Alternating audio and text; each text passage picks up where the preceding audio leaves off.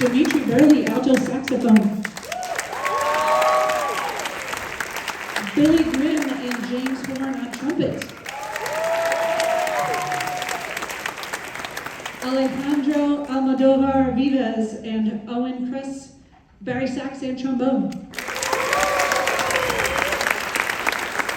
And Owen Blackburn on tenor.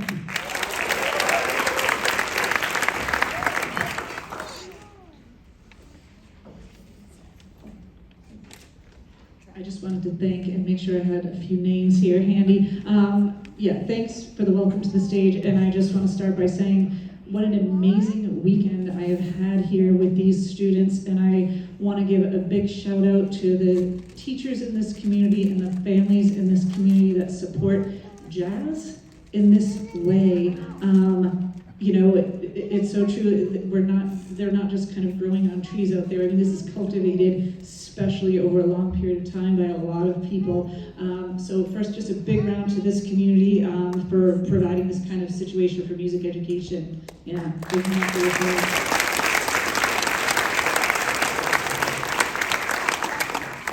The team here, I just have felt so welcome. And I'll just share with you, the first time I ever was in Baltimore was in 1987. They held the All Eastern Band in Baltimore, and it was my first time on a plane and everything.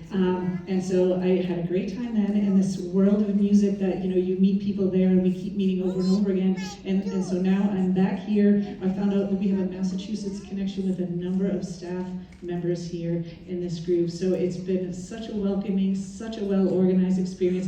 And so particular shout outs to Jessica, Julie, Andy, and Dave for being this team that was just really making sure I had anything I needed. Ian, the building here, and another Massachusetts connection. I went to college with Ian's high school band director. It's just a great small world. So thank you to all of those people for making this just a really great weekend. I think, when I prepare to come here and think, I have this little bit of time with these people and I want to make sure I hit the most important things. One of the most essential components of jazz is improvisation, and as a high school band director, I'll say I don't think we always do it right. Somehow we get so wrapped up in the right notes and the right rhythms of the big band chart. And improvisation it's like slow cooking. It takes a long time. It's not something that you're gonna spend 15 minutes on in rehearsal and have it work.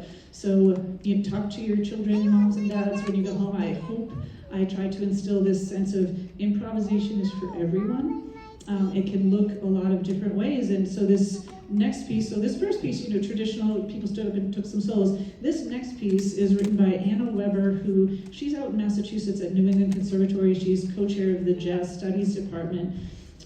This piece, Eins, is a really unique compositional construction, which is one of the reasons I chose it. But you're not going to see a traditional solo section in this.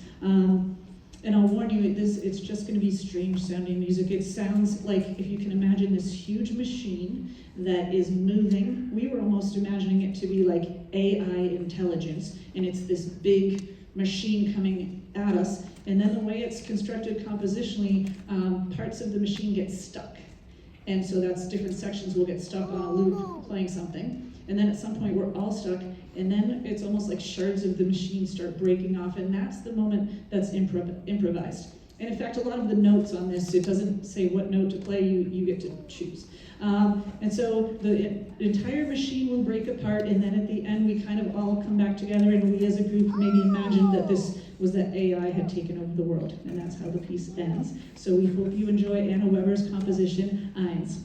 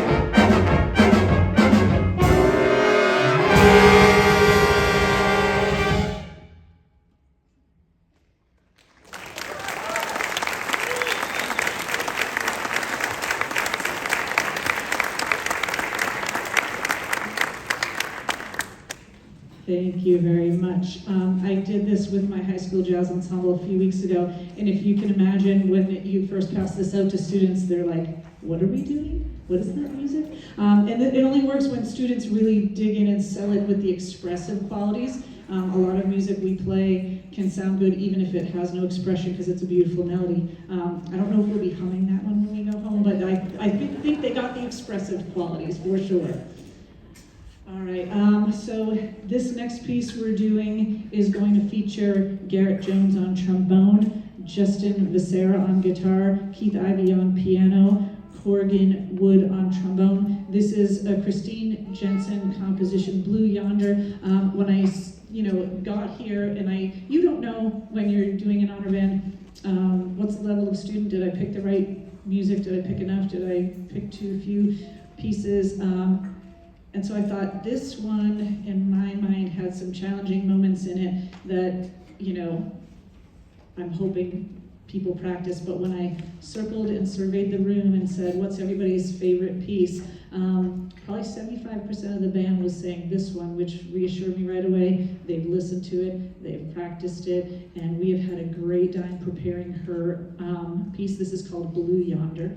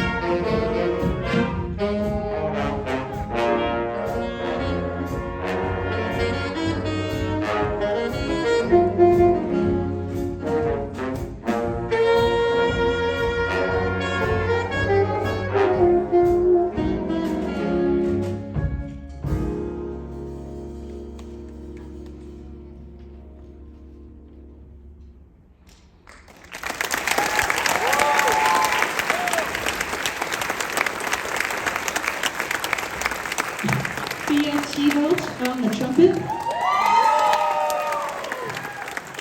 And impersonating the great Johnny Hodges was Connor Wilson on the alto saxophone. Amazing.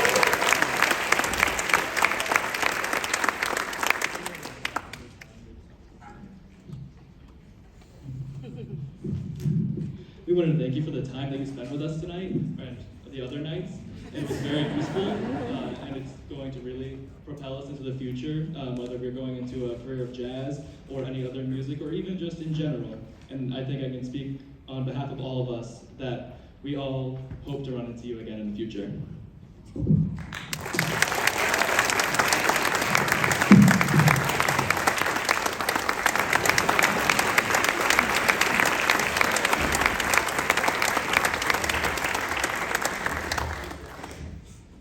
Yeah, it is a small world, and I do, it's such a great group of people, great players, and I feel like it is likely we will run into each other again. And the last piece we're going to play, I talked earlier about improvisation, and, myself included as band directors, we get involved in having to get ready for the concert or the competition. It can feel the same way as an honor band director, like I hope the band sounds good and that, everybody had a good time, but trying to stay true to what's really important at the heart of this music is improvisation. My goal was to come in here and make sure everyone took a solo, so you're about to see that. And the way I approached it, you could see in the second piece, Eins, maybe we weren't trying to learn a scale and we were trying to create a mood. But this, we're going to take you back to New Orleans, and we're going to do a traditional melody called Second Line, and we're going to go so far back to New Orleans that we're going to do some collective improvisation where we're improvising in smaller groups, which takes the pressure off of that one individual soloist. And so before we start, I just want a huge thank you again to everybody here, these students. I have so enjoyed every moment with you and the way you are so willing to be open and vulnerable and take so many chances with each other and with me, for including me as a part of this. So thank you to the students. So we're going to kick this off, and so there's a tradition in New Orleans, there's a little call that the trumpet player will do to get this whole thing going and to let everybody know what's happening. And we're supposed to yell, "Hey," after we hear it. And if the trumpet player doesn't like that maybe we didn't sound like we were ready or that we were excited, he might have to play it a few times until he hears that we are haying back with the appropriate gusto. So we hope you will enjoy. You're going to hear from everybody in the ensemble. This is Second Line.